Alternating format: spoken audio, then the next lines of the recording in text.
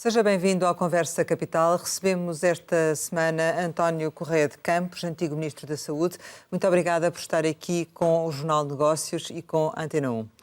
Como sempre acontece, começo por lhe perguntar o que é para si neste momento capital em Portugal? Bom dia, Rosário. Bom dia, Maria. É um prazer estar aqui. Muito obrigado pelo vosso convite. Capital é o que falta em Portugal. Não falta capital humano. Temos bom capital humano. Mas falta capital financeiro.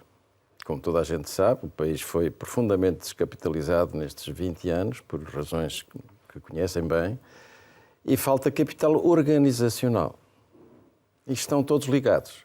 Mas o mais importante e o mais difícil é o capital humano. E nós, neste momento, temos bom capital humano. E, portanto, temos que aproveitar a ocasião. De certa forma, ao longo desta conversa, vamos falar de todos esses níveis de capital, mas começando por aquele que está neste momento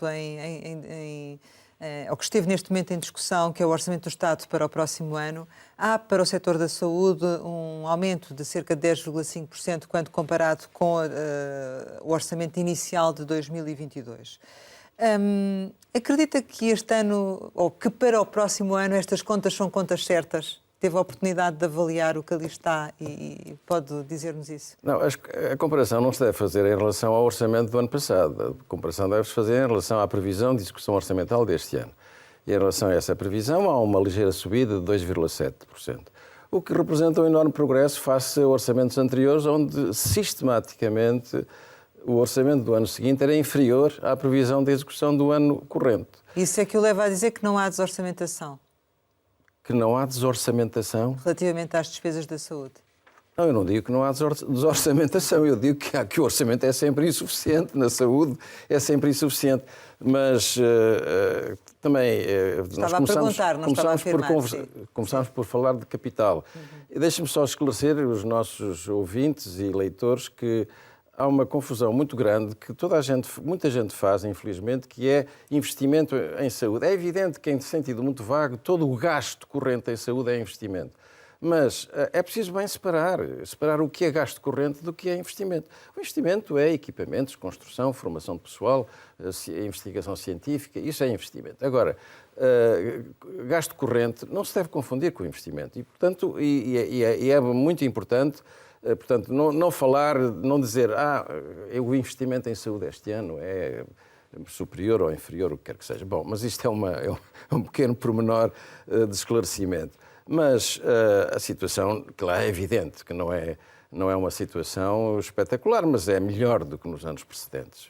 É isso que, penso eu, tem sido dito. Mas, portanto, poderá não ser suficiente, é isso? Com certeza que não vai ser suficiente, isso não tenho dúvidas, porque 2,7% não acompanha a inflação esperada para o próximo ano, provavelmente, e, em segundo lugar, não acompanha digamos, a manutenção, já não digo a renovação do equipamento, porque isso é investimento, e há recursos especiais para investimento, o PRR, que agora se espera que no próximo ano tenha, de facto, a execução que leva sempre tempo a preparar, isso é normal.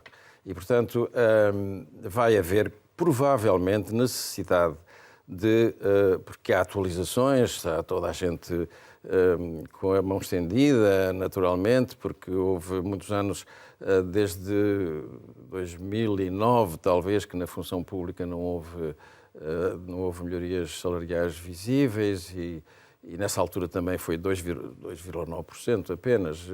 E, portanto, há uma situação de desconforto em muitos setores e, sobretudo, uns longos anos de crise. Primeiro a crise do subprime, depois a crise da intervenção estrangeira, depois a necessidade de recuperar as finanças públicas e a macroeconomia, e tudo isso gerou uma situação de sub-retribuição.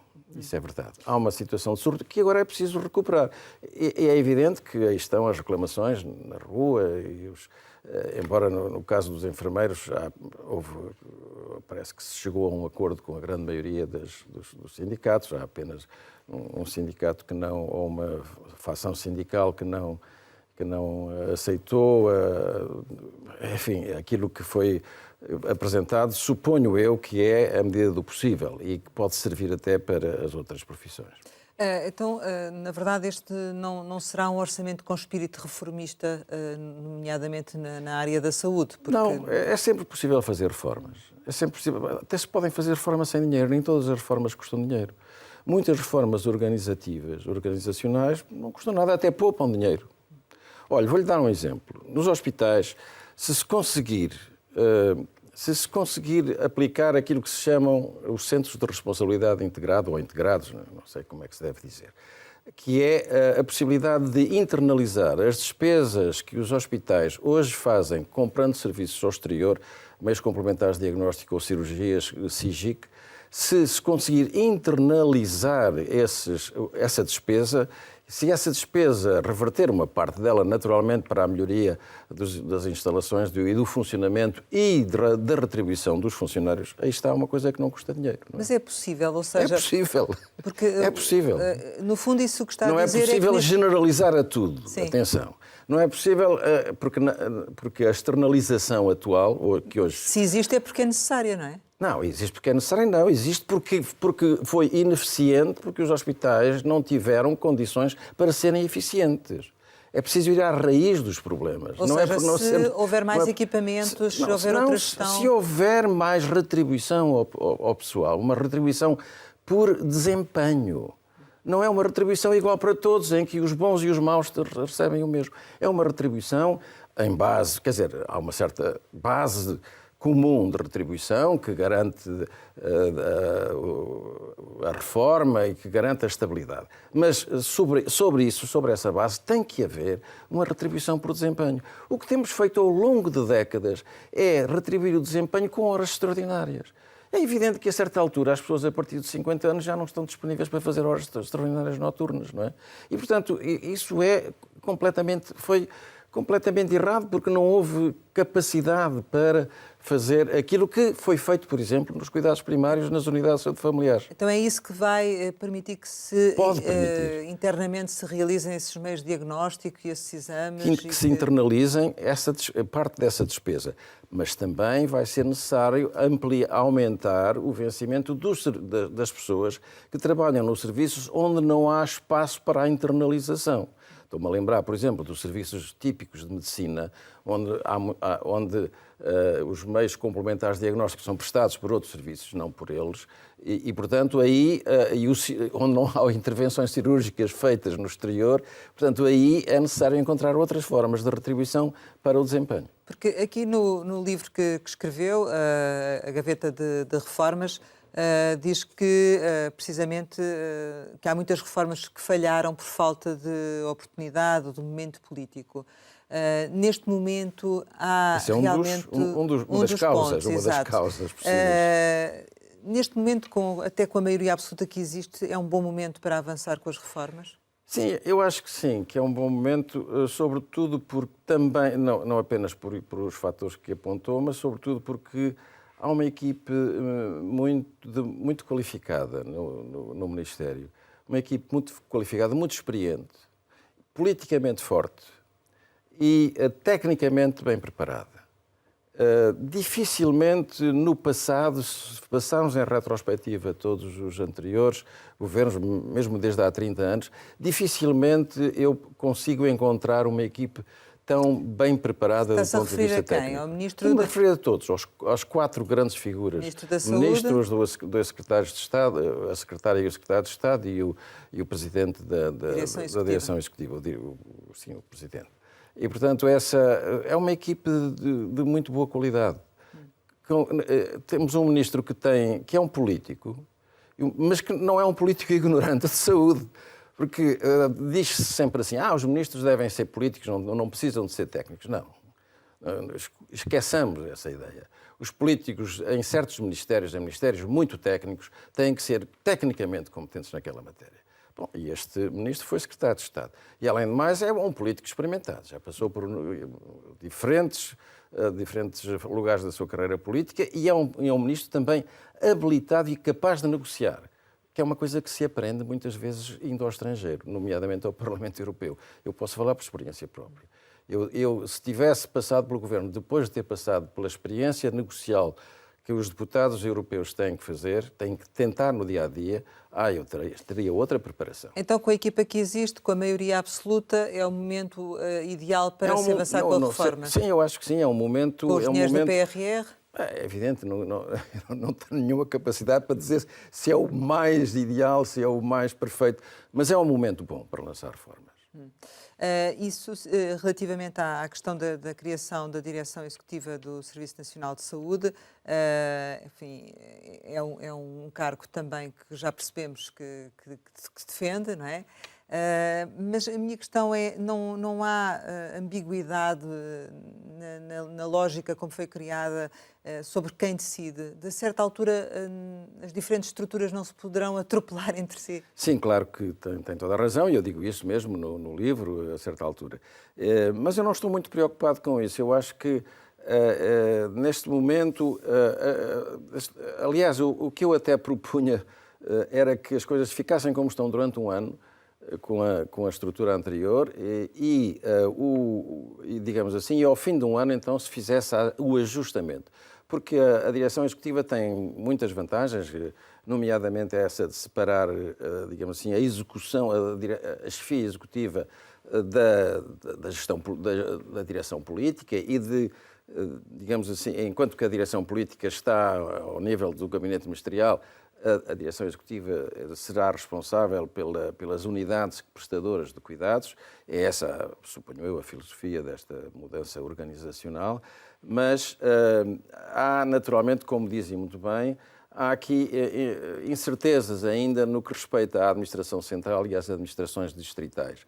E, portanto, mas eu não estou muito preocupado com isso. Eu acho que era bom deixar as coisas funcionar naturalmente durante algum tempo e daqui a meio ano, se for necessário alguma lei pequena, imediata para... Mas funcionar nos termos em que está na lei atualmente, é sim, isso? Sim, funcionar nos termos em que está na lei atualmente e é preciso provavelmente fazer algum diploma de 2 ou 3 artigos a manter em funcionamento algumas dessas peças. Mas isso é uma questão secundária. O mais importante é aprender nestes meses mais próximos e depois então fazer talvez as correções, as revisões que interessam.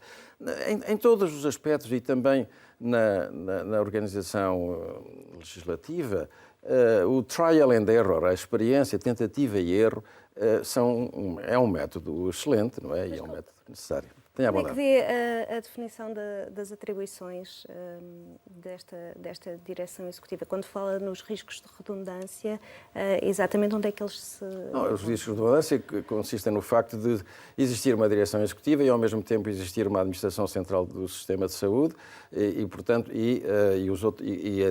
administrações distritais. A lei, por um lado, diz que as administrações distritais vão limitar-se a funções de planeamento e que deixam de ser prestadoras de serviço. Bom, começa porque elas nunca foram prestadoras de serviço, elas foram coordenadoras e diretoras de unidades prestadoras de serviço. Mas, enfim, eu suponho que entendo o espírito da lei, que é o de reforçar os ACES, digamos assim, a superintendência nos cuidados primários e reforçar a capacidade própria de gestão dos hospitais e organizar, mas tem que haver, de qualquer forma, organização regional. O país na saúde está regionalizado desde 1945. Há uma lei de 1945 que divide o país. Porquê é que o país na saúde é regionalizado? Porque tem que haver uma hierarquia técnica dos serviços. Não se pode ter o Hospital de Santa Maria em qualquer concelho, não é? Não se pode ter um hospital altamente diferenciado ou serviços altamente diferenciados em qualquer concelho, porque esses serviços precisam de prática, precisam de procura, precisam de formação, de treino. Portanto, a primeira regionalização foi organizada em Lisboa, Porto e Coimbra, em zonas hospitalares, porque era lá que se situava a formação, a geração do conhecimento, não é? As universidades. Bom, hoje isto está muito mais disseminado, hoje temos uma estrutura regional e devemos aproveitá-la. Portanto, as comissões de coordenação e desenvolvimento regional devem vir a ter no seu seio a entidade especializada na coordenação dos serviços de saúde. É a minha ideia e penso que é aquilo que está em todas as leis desde há mais de 40 anos. Bom, E, portanto, o que há a fazer é, quer dizer, as redundâncias, para voltar à sua pergunta, as redundâncias existem nessa ainda aparente indefinição. Mas eu não, repito, não estou nada preocupado porque as pessoas são experientes, conhecem bem, respeitam-se, dão-se bem, ainda por cima são da mesma geração, dão-se todos bem e, portanto, eu aí tenho uma confiança bastante elevada na qualidade das pessoas. Deixe-me também que lhe diga uma outra coisa. Eu estou, durante muitos anos da minha vida, eu comecei como técnico de organização e métodos, na minha vida profissional, há 60 anos quase. E, portanto, nessa vida profissional, nesse início, ao longo desses anos todos, eu aprendi a ver organizações, eu até, digamos assim, até a minha primeira ida para o governo, achava que a organização era o essencial.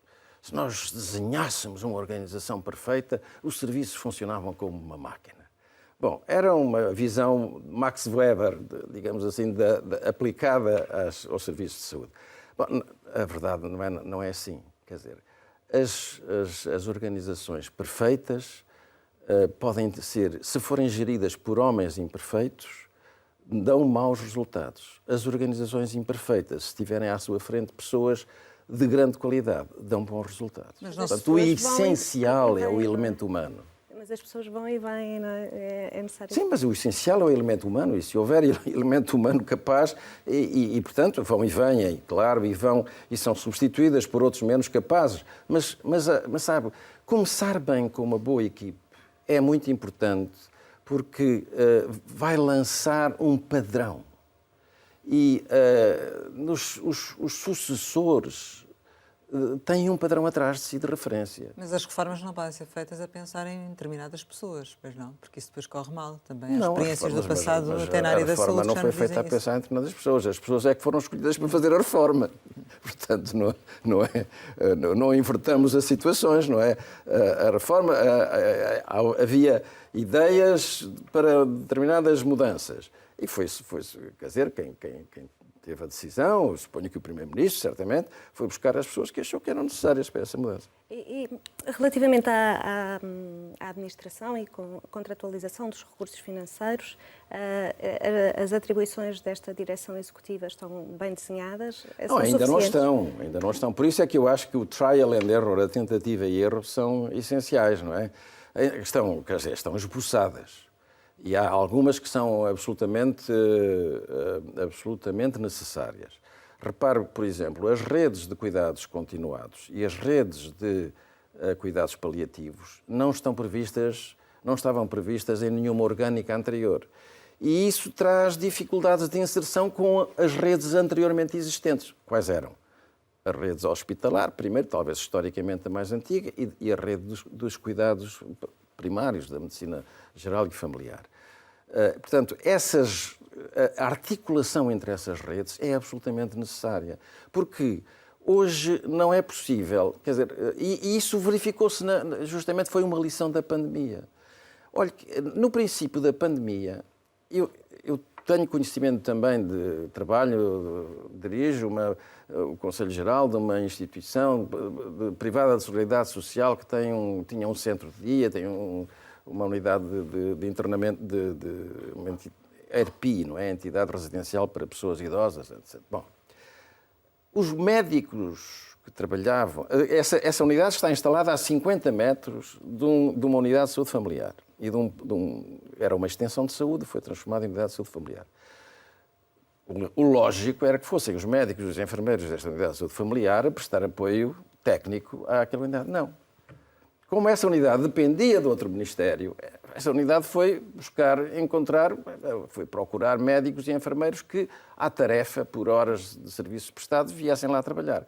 Foi preciso acontecer a pandemia para que houvesse uma intercomunicação entre instituições que estavam a 50 metros, pertencentes a dois ministérios, sobre o mesmo assunto, que era a saúde das pessoas. Ao fim e ao cabo. Portanto, está a ver o que é que esta organização agora melhora? Esta organização vai... Aliás, se prestou atenção às medidas que foram anunciadas há 2 dias, é extremamente interessante ver que uma das prioridades, há uma lista de medidas, mais que uma dessas prioridades, vão no sentido de articular, forçar, criar forçar o contacto entre os serviços de saúde e as ERPs. Mas isso diz respeito à questão da articulação das redes. Mas, é um exemplo. Mas, especificamente em relação à parte de contratualização financeira, a direção executiva tem autonomia suficiente? A direção executiva suponho que vai ser a direção executiva, eu não sei ainda como é que vão organizar isso, mas suponho que vai ser a direção executiva a negociar os contratos de programa de cada hospital, que são negociados anualmente, aliás, provavelmente até já foram negociados, porque essa negociação faça em outubro, novembro. E, portanto, estava um bocadinho atrasado, segundo o Ministro nos disse recentemente. Pois, sim. Bom, não sei. Mas, portanto, essa negociação, eles vão com certeza fazer essa negociação. Mas mas não é uma negociação puramente isolada. Vão certamente nessa negociação começar a pensar e dizer, olhem lá, e como é que vocês se vão articular com o ACES? Quais são os ACES?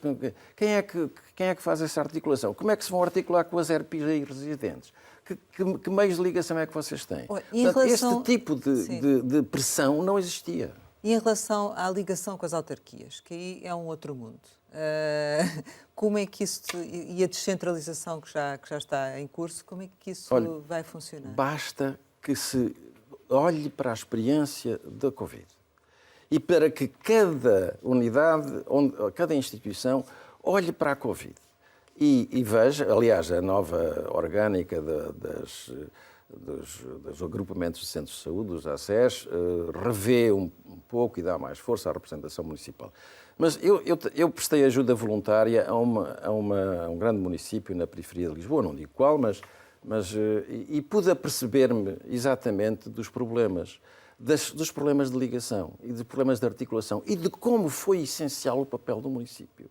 Quando era preciso ter casas para instalar as pessoas que estavam ao telefone a acompanhar os que estavam em casa com o Covid, o município arranjou imediatamente as casas. Quando foi preciso construir um pavilhão pré-fabricado na cerca do hospital para acolher os novos doentes com a Covid, o município entrou com 800 mil. Normalmente essas coisas esquecem-se depressa, não é? Não foi, mas foi tudo ali gerado no momento porque havia conversa, porque se falava, porque a Segurança Social falava com a saúde, porque a saúde falava, nos cuidados primários falavam com o hospital. E acha que isso agora vai acontecer? E porque o município... Não, eu não digo que isso vai acontecer, isso depende muito das pessoas. Eu digo que nós aprendemos e, portanto, há um capital de conhecimento que tem que ser passado agora para a rotina cotidiana. Ainda relativamente a financiamento, a questão das verbas do PRR, que estão sobretudo destinadas a promover, no fundo, um pouco a questão da digitalização e da monitorização e a aquisição de equipamentos, acha que teria sido possível ir um pouco mais longe neste investimento? Bom, eu não conheço, para saber se é possível ir mais longe neste investimento, é preciso saber o custo da oportunidade de ir mais longe, não é? O custo da oportunidade de ir buscar dinheiro a outros programas, tirar dinheiro de outros programas para o pôr aqui, não é? Isso é a tal compatibilização dos interesses, deve ser feita das prioridades, deve ser feita a nível central. É o Primeiro-Ministro, por fim, em última instância, que deve arbitrar. É evidente, toda a gente calculo que toda a gente tenha estado lá a reclamar a sua fatia do bolo, mas a decisão final sobre como é que se divide o bolo em fatias e com quantas fatias vais ficar tu e tu e tu, isso é uma decisão, onde é que vê que uma o investimento arbitragem. é prioritário, do seu ponto de vista? Onde é que vê que é prioritário? Bom, eu creio que as soluções que foram adotadas são as corretas. Prioritário, provavelmente a maior fatia foi para o sistema de informação, suponho que 300 milhões. Bom, o sistema de informação que demonstrou durante o Covid que pode funcionar em coisas muito simples e altamente úteis. Já algum dia foi ao seu Saúde 24? Já algum dia viu as prescrições médicas que lá estão no Saúde 24? Eu há dias fui pela primeira vez. Precisei de renovar uma receita que não tinha comprado na totalidade e a senhora da farmácia disse, mas está aí no seu Saúde 24, vai lá. E lá estava a receita, e com a indicação exata de que eu só tinha comprado metade da dose, digamos assim, das embalagens que tinham sido prescritas. Portanto, isso, como lá estão as vacinas, como fiquei a saber que tenho vacinas em atraso desde 2015. Quer dizer, portanto, é possível, portanto, se já lá metemos as prescrições medicamentosas, o que eu sei, que já está a ser trabalhado a nível piloto, aqui assim, na periferia de Lisboa, é que os meios complementares de diagnóstico vão também ser introduzidos. Porquê? Porque é aquilo que já hoje é feito com os prestadores privados. Quando se vai a um laboratório privado, o laboratório privado pede-nos, ou se não o tem já, o e-mail do médico prescritor e o nosso e-mail. E pode-nos mandar para nós. Portanto, essa mensagem, esse conteúdo, pode perfeitamente ir para a nossa ficha do Saúde 24. Portanto, há pequenas coisas que não vão custar muito dinheiro, mas que vão custar preparação, vão custar ajustamento, adaptação. E isso pode ser feito rapidamente. Mas mesmo assim, há essa quantia considerável para o sistema de informação. A outra parte que será importante é tentar fazer com que nos centros de saúde, nos cuidados primários, haja mais meios de diagnóstico do que há hoje. Porque muitas vezes as pessoas vão à urgência sem necessidade, apenas porque sabem que na urgência são vistos de alto a baixo. Ficam lá 7, 8, 12 horas ou mais, mas saem de lá com a certeza de que fizeram as radiografias que precisavam, fizeram as endoscopias que precisavam, fizeram todos os exames, as análises, etc. Bom, e isso não direi que todos esses meios de diagnóstico possam ser prestados em ambulatório, mas uma boa parte desses meios de diagnóstico pode passar a ser feito cá fora, em ambulatório, e para isso há verbas, para dotar os ACES e os centros de saúde mais importantes de equipamentos para fazer isso. Outra questão é saber como é que esses equipamentos vão ser geridos. Isso é outra questão. Muito bem. Precisamente sobre essa questão dos cuidados de saúde primários, vê que, e no seu livro também fala bastante sobre isto, e enfim, é de certo modo o pai de uma cultura diferente relativamente àquilo que são estas unidades de saúde primárias, não é? Enfim, mas divulgou, portanto, tentou desenvolver esta área, mas perguntava-lhe se há espaço nestes cuidados de saúde primário para o setor social não lucrativo e cooperativo, do seu ponto de vista.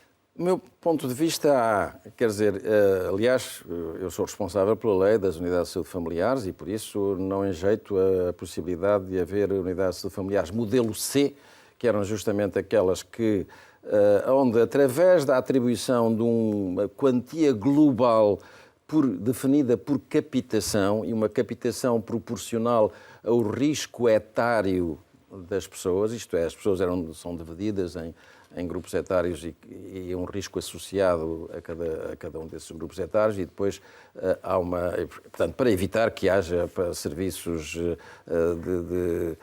em áreas onde domina, digamos assim, a população ativa que frequenta menos os cuidados de saúde, enquanto que os idosos frequentam mais e as crianças recém-nascidas dos primeiros anos de vida frequentam mais e as grávidas, etc. Portanto, a atribuição de um bolo global, digamos assim, a organizações que quisessem prestar-se à responsabilidade contratualizada de gerir a saúde, os cuidados primários de uma determinada população. De certa forma, é um pouco o que se passa na Inglaterra com os clínicos gerais. Nós aqui, a lei que eu preparei, eu alargava isto não apenas a cooperativas de profissionais, ao setor social, mas alargava também ao setor privado. Mas hoje avançou, não é? Pois. Hoje não penso assim. Hoje não penso assim. Hoje excluo o setor privado, porque acho que o setor privado tem os cuidados primários é onde a lógica da universalidade é mais importante. E o setor privado não tem a lógica da universalidade. O setor privado tem a lógica do lucro. Legítima, absolutamente legítima, com certeza. Mas não se pode pedir a uma organização cuja lógica é o lucro que vire a sua mentalidade para a lógica da universalidade, servir a todos por igual. São coisas, são objetivos diferentes e muitas vezes opostos. Não é? Nem sempre, claro, mas muitas vezes opostos. E, portanto, hoje eu penso que deve ser essa possibilidade das unidades familiares modelo C, deve ser apenas limitada ao setor cooperativo e ao setor social. O O setor cooperativo, porquê? Porque nenhum deles tem a lógica do lucro. As cooperativas não existem para dar lucro, mas para servir melhor os cooperantes. O setor social existe para a explanação e desenvolvimento da satisfação, digamos assim, das pessoas pelo bem-estar proporcionado ao próximo. Esse é o objetivo das gestões privadas da seguridade social, é servir o semelhante, servir o próximo. É um objetivo altamente altruísta e que tem uma longuíssima tradição na nossa história e com muitíssimos aspectos positivos. Certamente também outros negativos, mas são mais os positivos. Mas se o Governo avançar com a regulamentação do modelo C das unidades de saúde familiar, como já admitiu que poderá fazer, como é que poderá excluir os privados? Não, por aí simplesmente não se trata de nenhuma exclusão. Trata-se apenas de dizer vamos apoiar, estão na lei previstos os privados. Pois bem, mas a gente vai dar prioridade às cooperativas de profissionais e às instituições privadas da seguridade social. Não se trata de nenhuma discriminação. Agora, isso não é prioritário de maneira nenhuma. Prioritário são as unidades de saúde familiar modelo B. Essas é que são prioritárias. Mas relativamente a esta questão das cooperativas de médicos reformados, que foi a situação que tem sido mais colocada como hipótese para esta regulamentação... Não é o problema. Está a inverter. Isso é uma lógica de inversão da realidade. A lógica que devemos adotar não é dos médicos reformados ou de ajudar os médicos ou a dar-lhes aquilo. Não é essa a lógica. A lógica é servir as pessoas. E servir as pessoas em sítios onde seja muito difícil eles serem servidos pelos meios modernos. As pessoas mais afastadas, mais distantes, que estão mais no interior, na periferia, ou em bairros novos de cidades que estão a crescer, por exemplo. Na altura, vou-lhes contar a gênese, já agora o espírito do legislador nessa altura. Tinha sido criada o Parque Expo e uma nova urbanização no Parque Expo e havia muitas dificuldades de lá criar centros de saúde do modelo convencional. E, portanto, eu pensei, olha, talvez... E cheguei a falar com um promotor privado para lá criar um centro de saúde. Desinteressou-se, por razões, sei lá, do seu livre alvedrio, com os quais eu nada tenho, mas a verdade é que se desinteressou. E, portanto, essa é a gênese da mens legislatórios, da mens legis, neste caso. Mas neste momento em cima da mesa está a questão da regulamentação do modelo C. Tem sido bastante discutida, o governo admite que possa... Isso é secundário, absolutamente secundário. Isso não tem... Isso é, digamos assim, em 100%, isso é 2% do interesse, da prioridade política, ou pública, ou social, ou o que quer que seja. Quer dizer, os 80% são as unidades de saúde familiares modelo B. Esses é que são importantes. E essas o que é preciso fazer para é preciso, avançar mais? Sabe que aquilo é uma escadinha, não é? Portanto, sai-se dos centros de saúde convencionais para as unidades de saúde modelo A e do modelo A para o modelo B. Bom, portanto, tem a ver com os incentivos também, não é? Pois, tem a ver com os incentivos e com o custo financeiro. Exato. Bom, e os ministros das Finanças, sistematicamente, são relutantes em aceitar a criação de unidades de saúde familiares modelo C, modelo B, quando, na verdade, eles não deviam nem deviam ter uma voz ativa nessa matéria. Quer dizer, devia ser o Ministério da Saúde apenas, e só o Ministério da Saúde, pelas suas dotações, que devia atribuir isso. Mas como o Ministério da Saúde, ao longo dos 20 anos de restrições que tivemos, andou sempre de calças na mão a pedir aos senhores ministros das Finanças que lhe deem mais dinheiro para tapar os buracos, para substituir o pessoal que se reformou, para subir um bocadinho os enfermeiros especialistas, para isto, para... Quer dizer, esta perversão da gestão da saúde, quer dizer, colocou, durante muito tempo, os Ministérios da Saúde como uma Secretaria de Estado das Finanças. Mas isso altera-se agora com esta direção executiva e terá consequências também ao nível já se alterou, penso eu. Estou a ouvir declarações do Governo, várias, no sentido de que o Ministério da Saúde volta a ser um Ministério e não uma Secretaria de Estado das Finanças, não é? Isso é extremamente importante. Deixa de haver esta ideia de cotas para unidades de saúde familiar transitarem para o modelo B. Desculpe, essa ideia de cotas é boa. A ideia das cotas é muito boa, porque é o processo seletivo. Quer dizer, quer dizer, acreditam ou não, então, o Jornal de Negócios funciona num ambiente onde se acredita na competição, não é verdade? Na competição e em que vença o melhor. E, portanto, a competição é essencial. Competição entre as unidades de saúde modelo A para passar a modelo B. Portanto, e passarão as melhores. Não passam todas, mas passam uma boa parte delas. Neste momento há 100 e picos que são candidatas. Bom, quer dizer, elas devem ser, quem mexe nisso certamente saberá e deve ter uma graduação do seu grau de preparação para passarem a B. E, portanto, é preciso alargar um pouco os cordões à bolsa para que passem mais unidades de saúde familiares de A a B. No seu livro refere que este modelo de remuneração do desempenho das unidades de modelo B também deveria ser revisto para se tornar mais equitativo. Eu não conheço, quer dizer, eu tenho ouvido essas declarações de pessoas, médicos, mas agora eu não estou em condições de lhe poder dizer onde é que ele deve ser revisto. Há amigos, médicos e pessoas que me acompanharam há 15 anos, quando foi lançada a ideia, dizem aquilo já precisa daqui de uns toques de revisão. Mas são revisões, digamos assim, mínimas comparadas, não abalam o modelo. De maneira nenhuma. Esta diz, é uma reforma que tem andado um bocadinho a passos de caracol. E na verdade, são referidos vários estudos dos benefícios e dos custos deste modelo B que apontam para que, efetivamente, seja um modelo de melhor desempenho e que devia ser generalizado. Porque é que não é, não é? Não é por aquilo que eu já disse, porque a Secretaria de Estado, o Ministério da Saúde foi transformado numa Secretaria de Estado das Finanças, pura e simplesmente, e, portanto, as prioridades nacionais definidas financeiras, na matéria financeira, definidas pelas finanças, são prioridades de resolver rapidamente o problema da dívida e baixar o déficit. Mas já percebemos que a sua expectativa é que essa situação agora, de algum modo, se altere com as declarações que temos ouvido. Não, a situação é muito diferente do princípio da década de 2012, 12 ou 13, ou 11, ou 12 ou 13. É muito diferente, tudo muito diferente. Hoje a gente vê grandes figuras internacionais a dizerem que se errou no momento da crise, que se errou ao ser excessivamente restritivo. Há muita gente que errou, a começar pelo Ministro das Finanças, que foi o mais restritivo de todos, o Dr. Vítor Gaspar, que fez uma carta, digamos assim, que é pública, e onde ele confessa que errou, não é? Que foi longe demais, não é? Portanto, não é possível ser mais objetivo. Não é? Uma situação que também é recorrente tem a ver com os constrangimentos que se estão a viver neste momento nas urgências.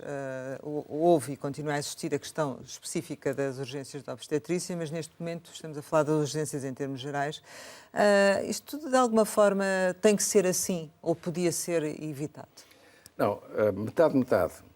Se calhar isso é fatal e se calhar podia ser aliviado ou melhorado, ou minorado. Eu ontem estive a ouvir a Sky News um pouco e a certa altura fiquei surpreendido com uma notícia sobre uma situação exatamente igual no Reino Unido. Exatamente igual. Demoras nos serviços de urgência dos hospitais e eles nunca tiveram serviços de urgência como nós. Nós temos gigantescos serviços de urgência comparados com o serviço de urgência da maioria dos países da Europa continental. Demasiado gigantescos, é isso? Sim, grandes demais. Tivemos, porque é uma cultura, tivemos uma cultura de criar grandes unidades de urgência e todo o esforço das organizações de saúde tem sido no sentido de reduzir o número de atendimentos nas urgências e aumentar o número de atendimentos em consultas externas, programadas. Mas isso não significa concentrar urgências, ou significa? Não, isso é outra coisa. Isso é a forma organizativa, se organizamos as urgências concentradamente ou se as organizamos... Está a dizer é que temos muitas pessoas a irem à urgência.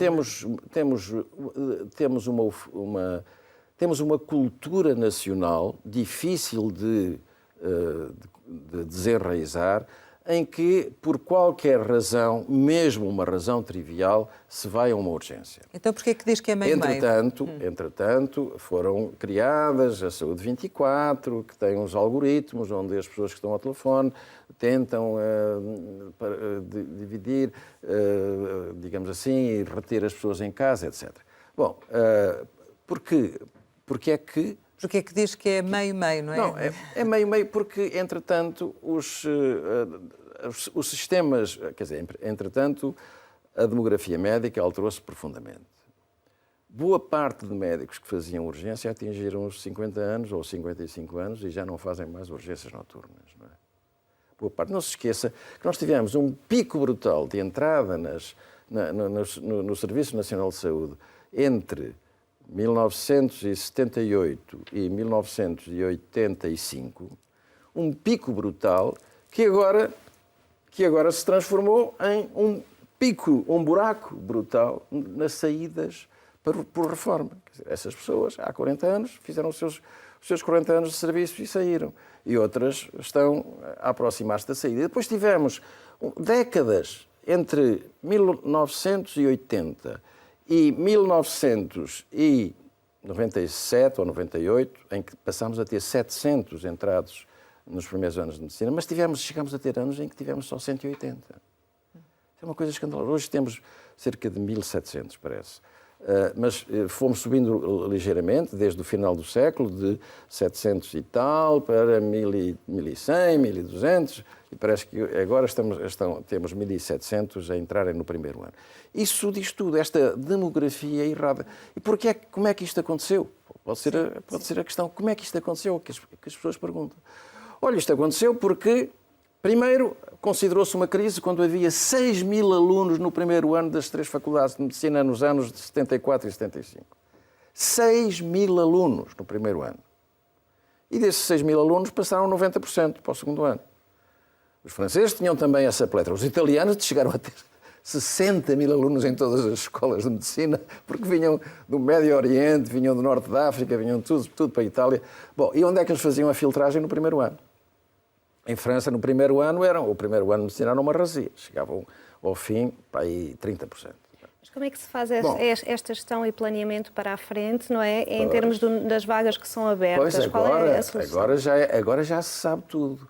Mas na altura não se sabia. Na altura, quando se começou a levantar a voz contra o fecho, o facto das faculdades de medicina estarem a limitar muito o acesso, vinham as faculdades e vinha a Ordem dos Médicos da altura a dizer assim: não, nós não temos falta de médicos em Portugal, o que eles estão é mal distribuídos. Eu ouvi esta cantata durante décadas. É evidente que os médicos estão sempre mal distribuídos num país que ele, por natureza, está mal distribuído, não é?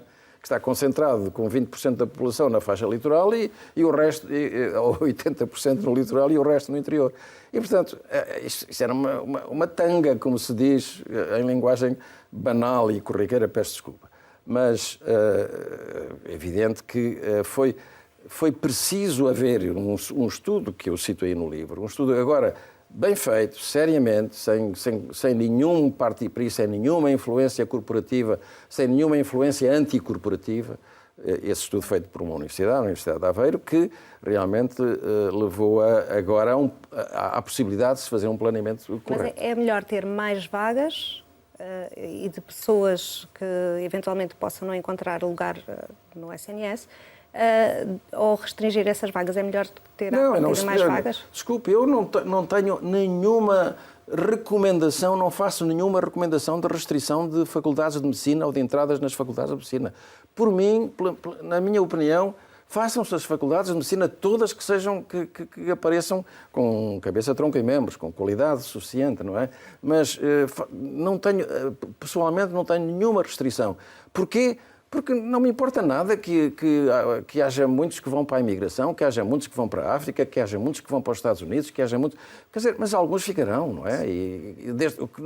O que me interessa, sim, é que o nosso sistema de saúde consiga reter os bons e que o nosso Serviço Nacional de Saúde crie condições para reter uma boa parte dos melhores desses especialistas. Nomeadamente condições ao nível financeiro. Retributivo e de interesse e de motivação. Nesse caso, defendeu e protagonizou a questão da dedicação plena.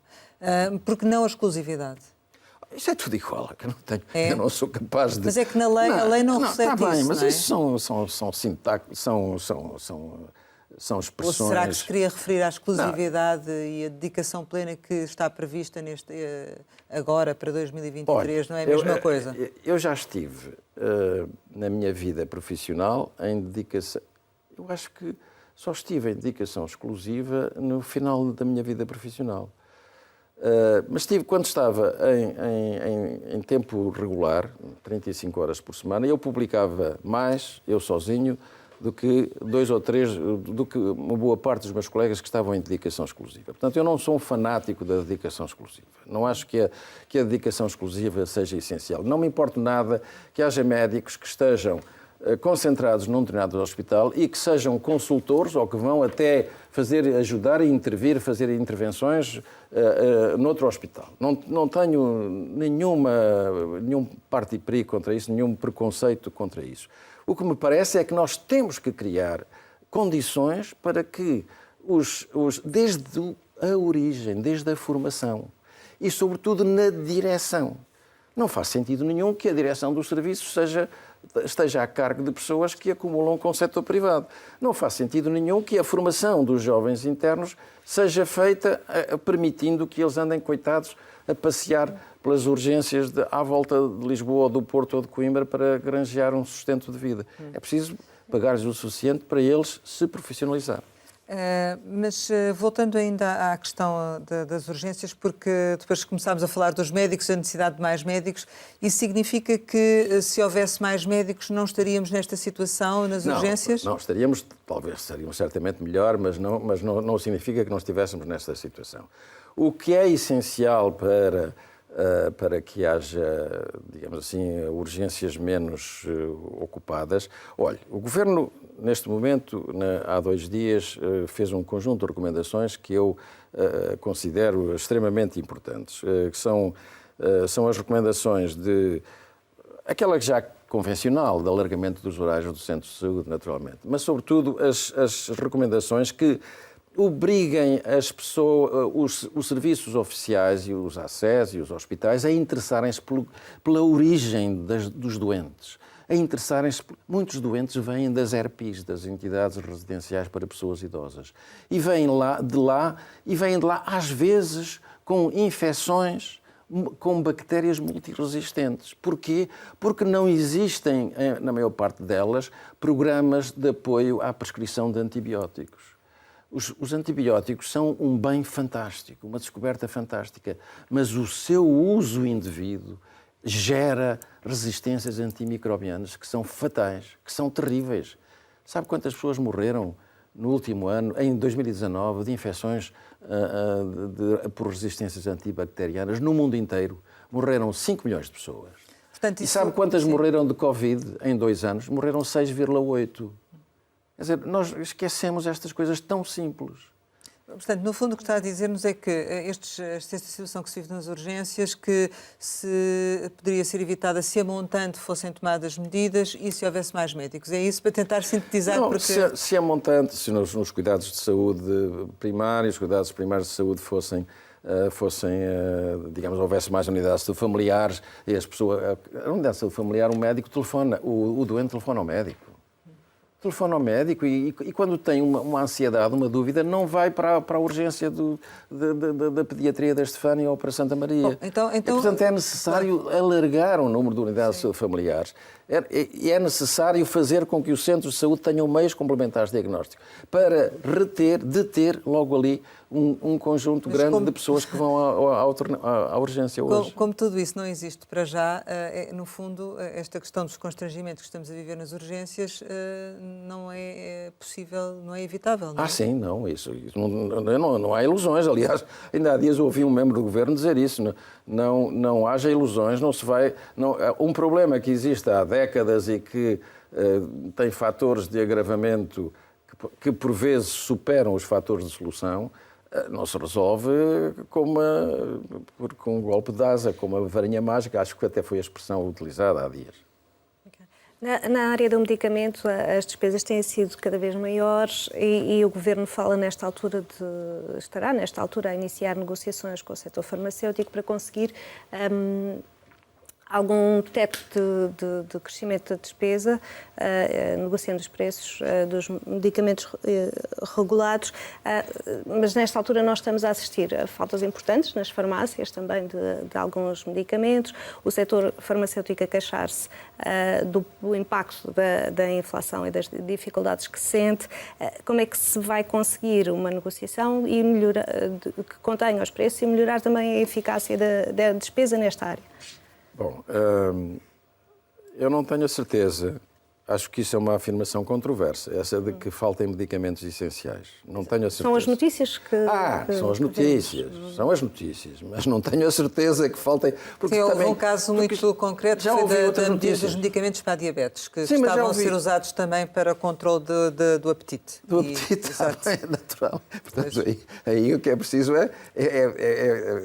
digamos assim, ter a capacidade de explicar aos prescritores que não podem eticamente sequer fazer isso, não é? E é preciso, aí, por exemplo, haveria um papel muito importante da ordem respectiva, não é? De explicar às pessoas que devem ter cuidado com a prescrição e não prescrever apenas porque é moda ou porque se descobriu que pode resolver outras situações. Bom, mas também tenho ouvido dizer representantes quer do Infarmed, quer da indústria, que há genéricos, que os genéricos não faltam, que não vão faltar, etc, etc. O problema mais preocupante não é esse. Esse é um problema... Nós temos um mercado farmacêutico bastante bom, funciona bastante bem e internacional e, portanto, isso não é problema de maior. O problema de maior é os novos medicamentos e o seu custo. Esse é que é um problema sério, é o problema que nos deve preocupar. Porque a investigação na descoberta de novos produtos, com novas tecnologias, é uma investigação muito dispendiosa e, naturalmente, que os laboratórios argumentam que têm que ser retribuídos através do exclusivo durante aqueles anos de defesa da patente. Bom, esse é um problema sério que provavelmente não pode ser resolvido por Portugal, mas pode ser parcialmente resolvido com a União Europeia, não é? E tem havido esforços dentro da União Europeia para resolver isso, para tentar, através digamos assim, de negociações conjuntas sobre uma determinada fixação, um mecanismo de fixação de preços ou utilizando o mecanismo de pagamento por resultados, isto é, os Estados, como fez, olha, o doutor Paulo Macedo fez isso em relação a um medicamento importante para a hepatite C. Como se fez com a vacina agora da Covid, por exemplo, ser a União Europeia a negociar para todos por os países interessados. Esse é o exemplo da negociação conjunta que pode ser feita. Mas no caso do Dr. Paulo Macedo, inaugurou um método que me parece que é extremamente importante, que é o de negociar com a empresa, na altura era praticamente uma empresa única que fazia esse produto, negociar um pagamento por êxito. Quer dizer, os casos onde o medicamento surtisse efeito eram pagos. Os casos onde o medicamento não surtisse efeito não eram pagos.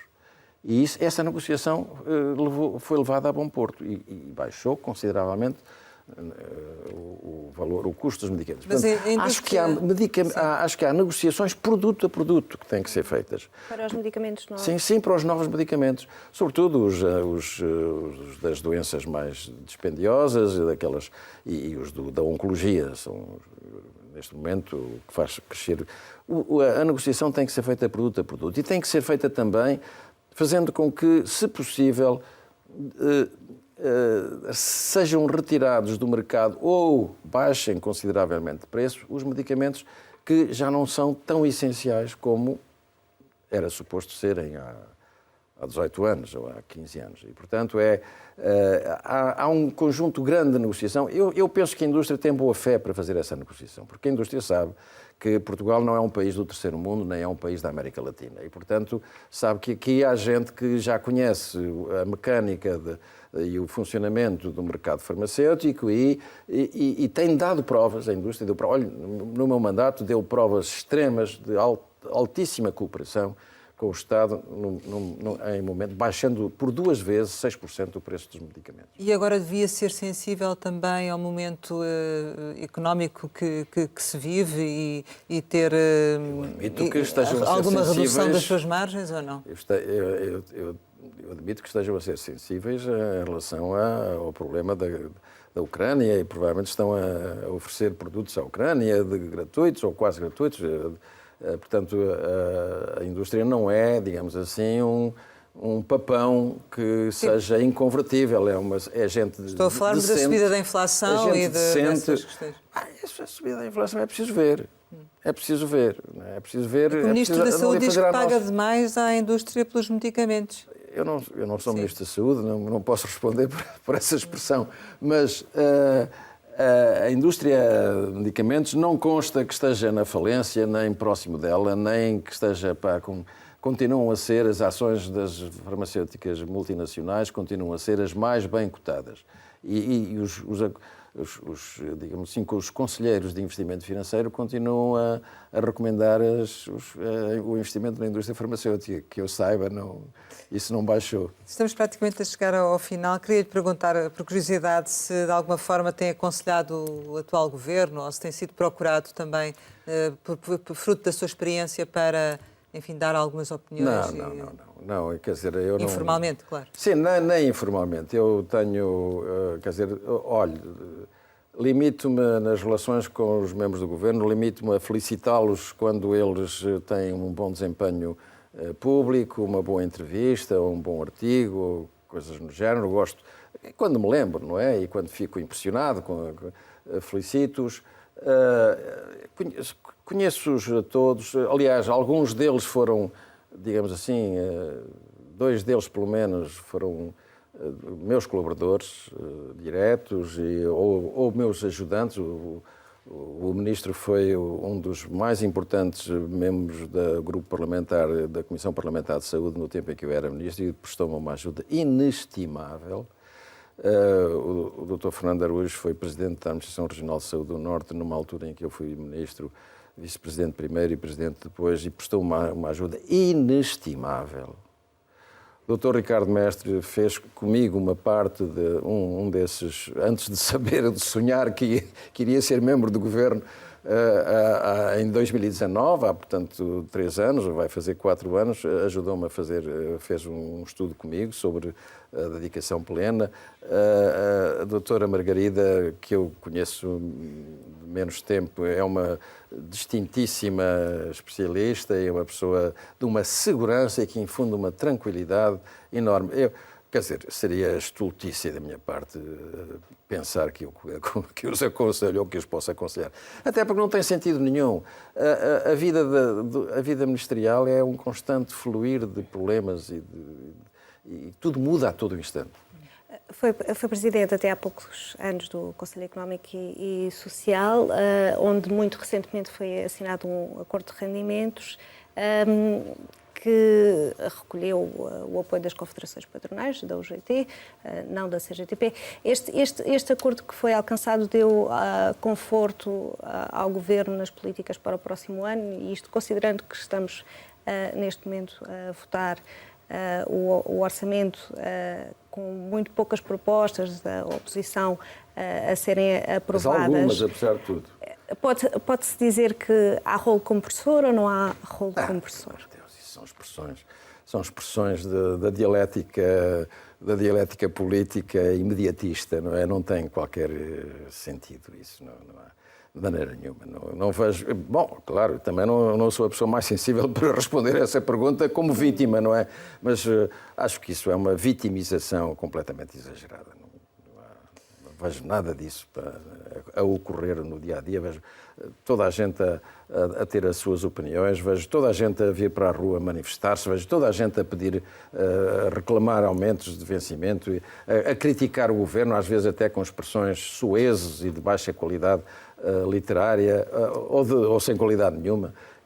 Portanto, isso é algum rolo compressor, por amor de Deus. Mas o caso, por exemplo, das incompatibilidades que têm surgido, de certo modo não abalam o governo e até a própria imagem Quais do PS? incompatibilidades, por exemplo? Relativamente a membros do governo